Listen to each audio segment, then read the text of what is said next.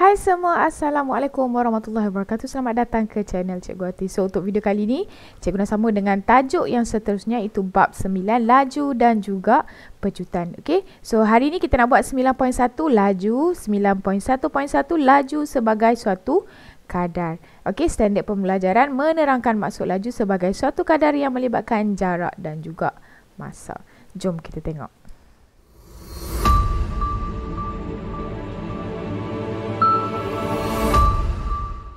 Okey, di sini cikgu sertakan beberapa contoh yang berkaitan dengan laju dan juga pecutan. So, untuk hari ini kita nak fokus kepada laju dululah. Okey, so kalau kamu tengok sini ada yang sedang berlari, ni cerita Pokemon. Lepas tu ada yang sedang mengayuh basikal, ada kereta yang sedang berjalan. So, pergerakan ni dia sebenarnya ada kelajuan. Okey, apa yang dimaksudkan dengan laju, dan kita nak kaitkan pula dengan kadar. Kadar kamu dah pernah belajar sebelum ni, tingkatan 1, nisbah, kadar dan juga kadaran. So, kadar ni membandingkan dua kuantiti yang berbeza. So, apa kuantiti yang terlibat dalam laju? Okey, jom kita tengok seterusnya. Apakah yang dimaksudkan dengan laju? Okey, laju ialah satu kadar yang melibatkan jarak dan juga masa. Yang ni cikgu cakap tadi, dua kuantiti yang berbeza. Okey, dua kuantiti yang berbeza iaitu jarak dan juga masa. Okey, so rumus yang terlibat dalam laju ni adalah jarak bahagi dengan masa. So kalau dalam buku teks tu dia ada aktiviti lah. Okey, so kalau kita nak cari laju, kita ambil jarak dia bahagi dengan masa. So unit laju adalah kilometer per jam, minit per saat, ataupun kalau kamu lari 100 meter, meter per saat. Okey, tu lari yang pecut lah. Okey, so ni adalah tips yang memang cikgu pun hafal daripada zaman sekolah dulu. Okey, so kamu buat segitiga, laju, lepas tu buat dia punya ni lah bahagian ni. Okey, so kalau kamu tengok laju sama dengan jarak bahagi masa. Okey, so J ni akan duduk di atas lah.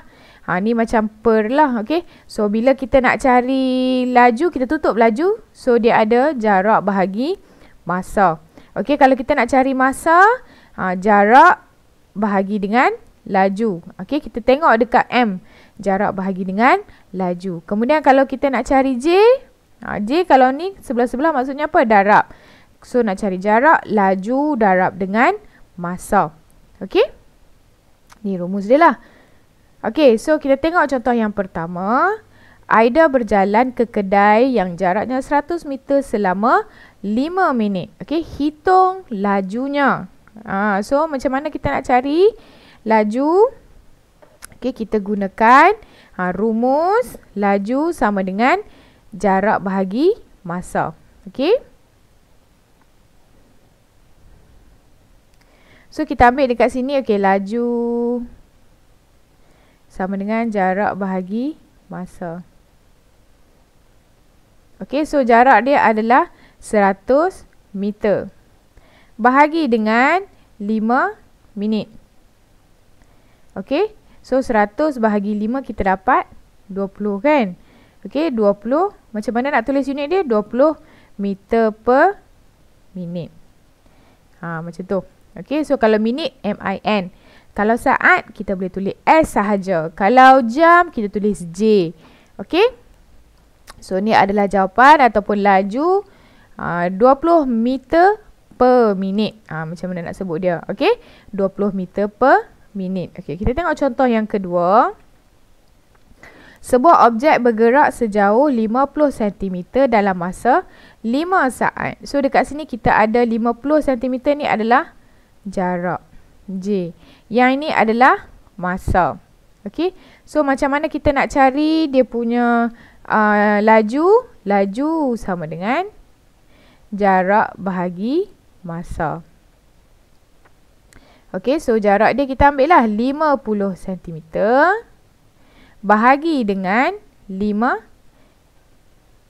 S saat. Okey, so 50 bahagi 5 kita dapat 10 cm per saat. Okey, ini unit laju. Ya, laju dia mesti tulis unit, ataupun tajuk ni memang kita menitik beratkan unit. Okey, kena tulislah unit dia. Right, boleh. Okey, contoh yang ketiga. Sebuah kereta bergerak sejauh 90 km dengan dalam masa 1.5 jam. So, 90 km, 1.5 jam. Hitung laju kereta itu. So, sekarang dia melibatkan kilometer dan juga jam. Kita kira lah. Okey, laju sama dengan 90 km. Okey, bahagi dengan 1.5 jam. Okey, kita tekan kalkulator. Okey, kita tekan kalkulator, kita akan dapat 60 km per jam. Boleh tak? Okey, jam kita boleh tulis J. So, ni adalah unit kilometer per J. Kalau macam tadi kita ada meter per minit, lepas tu kita ada sentimeter per saat. Okey.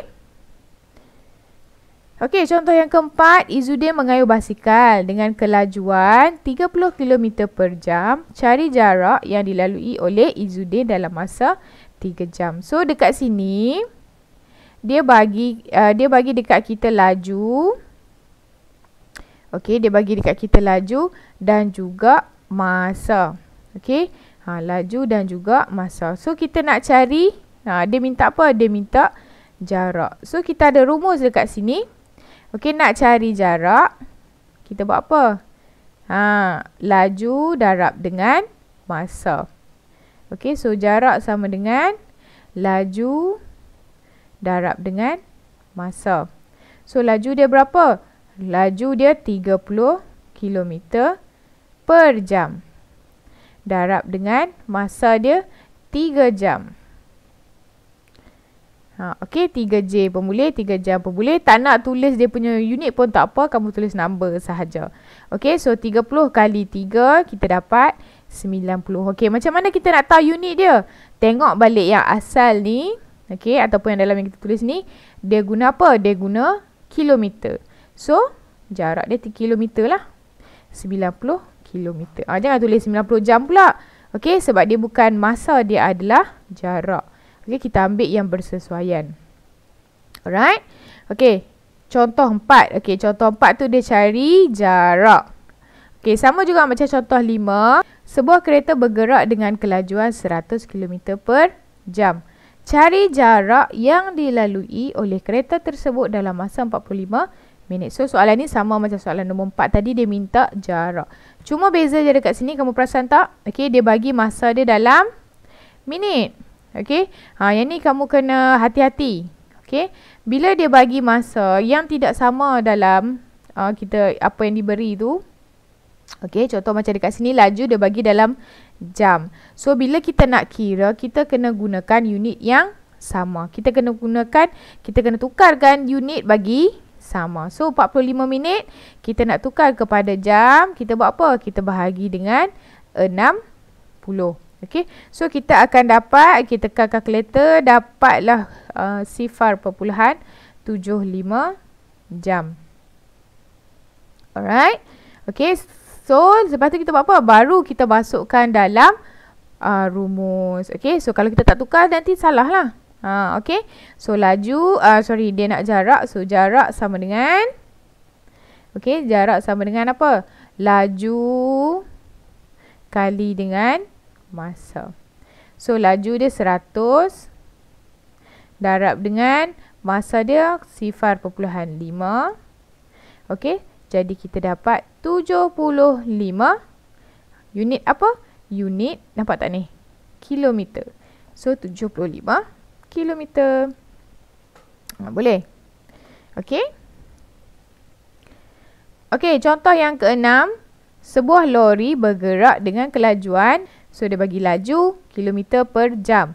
Cari masa yang diambil oleh lori tersebut untuk bergerak sejauh 120 km dan juga 30,000 meter. Okey, so dia bagi dekat sini laju dan juga jarak. Okey, laju dan jarak, dia nak kita cari masa. So, kita nak cari masa sama dengan apa? Masa sama dengan laju, masa sama dengan So kita nak cari masa. Masa sama dengan jarak bahagi laju. Alright. So kita tengok A. Okay, A dia tak ada masalah sebab dia dah bagi jarak sama unit dalam laju. Okay. So kita ada kat sini laju kilometer per jam.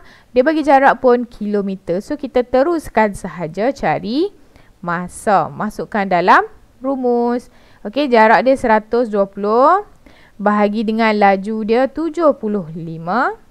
Kamu tekan kalkulator, kamu akan dapat. Okay, tekan kalkulator, kamu dapat 1.6. Okay, kemudian kita tengoklah unit. Unit dia adalah J. Jam lah kan. So kita dapat 1.6 jam. Okay, untuk B, kamu tengok dia bagi 30,000 meter. Kita tukar dulu kepada kilometer. Macam mana nak tukar kepada kilometer? Kita bahagi dengan 1000. So kita dapat 30 kilometer. Okay. So kita pun cari. Sekarang unit dah sama. Kita cari masa dia. Okay. 30 bahagi dengan 75. Kamu tekan kalkulator. Kamu akan dapat 0.4 jam. Boleh tak?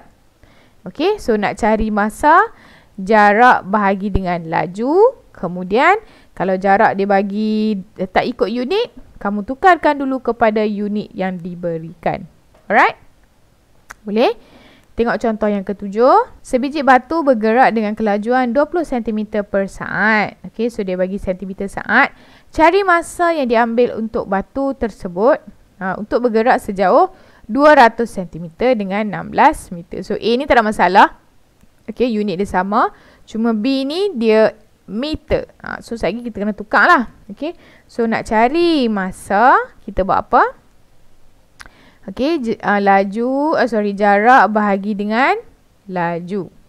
Okay, so yang ini, okay, jarak dia 200 cm bahagi dengan laju dia 20. Okay, so kita dapat dekat sini 10 lah. Okay, 10 unit apa? S. Okay, jadi 10 saat. Boleh? Senang je kan? Okay, kemudian kita tengok B. B dia bagi 16 meter. 16 meter tu ni kita kena tukar kepada sentimeter. So 16 kali dengan 100. Kenapa kali dengan 100? 100 cm bersamaan dengan 1 meter. So 16 kali 100 untuk dapatkan dalam unit sentimeter. Alright, boleh? So kita cari, bila dah dapat unit yang sama, kita cari dia punya masa. Masa sama dengan jarak bahagi dengan laju. Okay, so 1600 bahagi dengan 20. Kita dapat dekat sini berapa? 80. 80 unit apa? Unit saat. Boleh? Okay, so untuk 200 cm dengan kelajuan 20 cm per saat, dia perlukan masa, batu tu perlukan masa sebanyak 10 saat. Kalau dia nak bergerak sejauh 16 meter ataupun 1600 cm, dia memerlukan masa sebanyak 80 saat. Alright? Okey, sampai di sini saja untuk perkongsian cikgu pada hari ini. So, kita dapat menerangkan maksud laju sebagai satu kadar yang melibatkan jarak dan masa. Laju sama dengan jarak bahagi masa. So, dalam pada laju, jarak dan masa ni, di samping kita nak cari laju, kita juga boleh cari jarak dan juga masa bergantung kepada soalan yang diberikan. Alright? So, sehingga kita berjumpa lagi. Bye. Hai, sebelum close video, jangan lupa like, share, komen dan subscribe channel Cikgu Ati. Jangan lupa tekan lonceng untuk video-video yang akan datang. Sehingga kita berjumpa lagi. Assalamualaikum. Bye.